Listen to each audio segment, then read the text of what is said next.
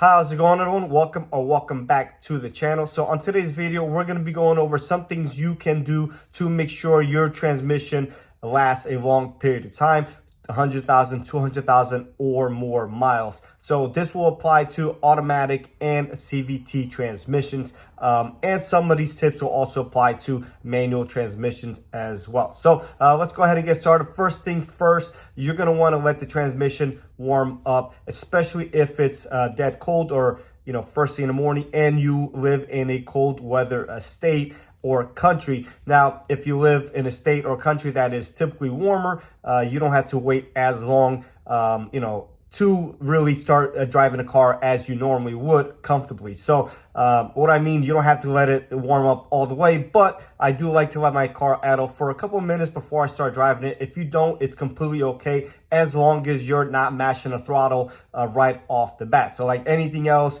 everything needs to be fully warmed up before it's 100%, in working conditions. And like that, you prevent any damage that may possibly happen.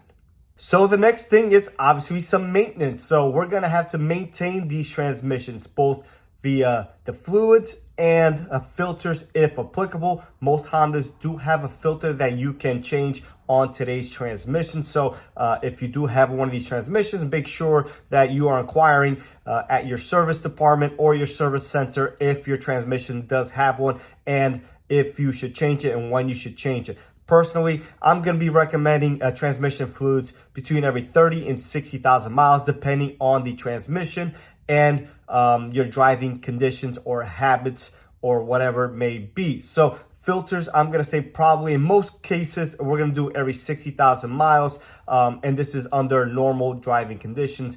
Obviously, if you are off-roading the vehicle or you have the vehicle modified in any way, shape, or form, you're going to have to do any sort of maintenance a lot sooner and a lot more often just because you're having that much more demand on the transmission. And while we're talking about modifications, we're going to go ahead and talk about some of those specific ones. So once again, if you're off-roading, obviously you're going to be exposing the transmission to a lot of different higher temperatures. So that's something you may want to consider. Obviously, if you have a modified wheels and tires and are bigger and heavier, that's going to put more strain on a transmission, cause it to heat up some more and than normally would in normal conditions. And obviously it's something that you're going to want to consider. So speaking of heat is the #1 killer of all transmissions. So under normal circumstances, if you drive the car as a commuter, this will probably not apply to you. Although if you have the car that is modified, you're either towing it or the car is always, full of weight in the trunk, passengers, whatever the case may be. Anytime you add a vehicle with a fuller weight or more weight than it, by yourself, you're driving, you're going to want to pay attention to that. Obviously, if you're adding bigger wheels, bigger tires, that's going to add weight as well. And you're going to want to pay attention to that as well. If your car is modified and you have more power, then obviously it's going to generate more heat and you're going to want to keep in mind that as well. And again, all this stuff will need to be addressed by changing the fluid and the filters at more frequent and earlier intervals. So some other conditions that can obviously affect the longevity of the transmission is, natural habitat. So you don't have to be off-roading or anything like that. If you are in snow takes a lot more power to get the vehicle moving. And especially if you get stuck in snow, that will obviously take a toll on the transmission as well, along with the other driveline components, mounts, axles, drive shafts, etc.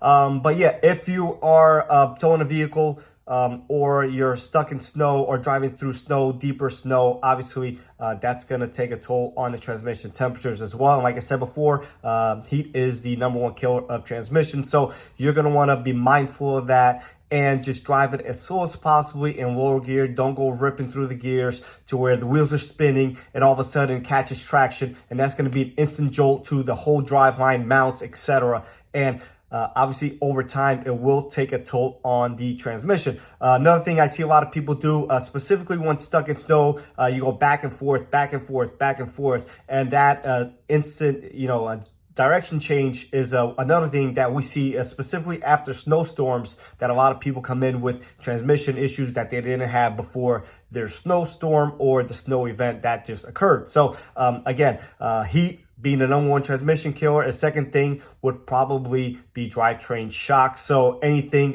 from launches to sudden traction changes and stuff like that is something that you're definitely going to want to be mindful for and just keep an eye on and be open-minded to. All right, so another thing that you're going to want to look out for is proper maintenance of the vehicle. Not so much the transmission or the engine itself, but brakes, suspension, driveline components. So for example, if you have a caliper that is either stuck or binding or starting to stick, or you got some pads that are just not moving freely in the caliper brackets, then obviously that's going to cause extra drag, which again leads to extra heat and will in turn damage the transmission prematurely. Also, if you own a Honda or something else, but Honda specifically, the rear differential on most of them nowadays on the all-drive vehicles do have clutches in them, and then if you don't maintain them properly, as you turn, they start to bind as the fluid wears down, and obviously that will cause some driveline shock and feedback that shock to the transmission. So something you want to be mindful of. Also, if same thing goes for the axles, if you have an axle or a drive shaft that is binding, then obviously it's not going to be smoothly and the transmission will have to work harder. Lastly, if you have a drive shaft that is bent, and that's going to obviously take a toll. This will be more for the off-road guys, or if you ran over something recently and you feel a vibration, that's going to take a toll on any internal component inside the transmission, as well as the differentials and stuff like that. So transfer cases, you want to be mindful of that as well. So this is another option for a lot of people. Maybe not if you're a normal commuter and just drive the car to and from work, but a cooler for the transmission is definitely something you want to look into. A lot of manufacturers offer an accessory cooler. Usually it's for the trucks or SUVs and vans, but some of them do have for the cars as well. Honda, not so much so, but you could always look into an aftermarket cooler as well. And filter. So if your car doesn't have a filter, you could do an inline filter. A lot of these cars, they run coolers to the radiator, so you can add a filter there just to make another filtration point for that vehicle. But getting back to the cooler, so once again, if you like modifying the car, if you're driving it harder, if it has more power than it normally would, if you're towing, if you're off-roading, definitely something you want to consider. Once again, heat is the eternal killer of transmission, so you want to make sure that you are keeping those temperatures down. And with that, you could also add a gauge just to kind of see what normal conditions are versus you being out doing whatever you're doing and maintaining those temperatures, and then adding a cooler if needed to keep those temperatures where you want them to be, and possibly switch it on and off depending on your circumstances and what you use that car for. So I think that a cooler is definitely beneficial to nearly any car out there on the road, but more so if you once again, heavyweight, towing, drive it hard, modified, off-roading, a lot of snow usage. If you have a plow on a vehicle, obviously most Hondas will not have a plow, although I'm sure there's one out there on an Element or a CRV or a Pilot or whatever.